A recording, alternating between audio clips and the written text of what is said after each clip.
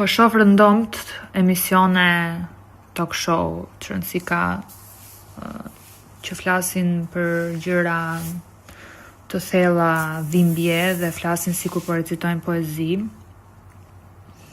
Përsëri po përdorin një mask, përsëri po përdorin një repertor, një mënyrë të thënurit, një mënyrë të ndjerit, një mënyrë e të shprehurit, një mënyrë e të qëndruarit. Përsëri çdo gjë është e shkruar se si duhet të jetë.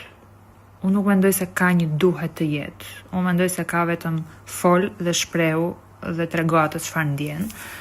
Edhe mendoj që ne, që sado pak influencë kemi, duhet ta normalizojmë pak gjë normale. Që është kjo. Është kjo.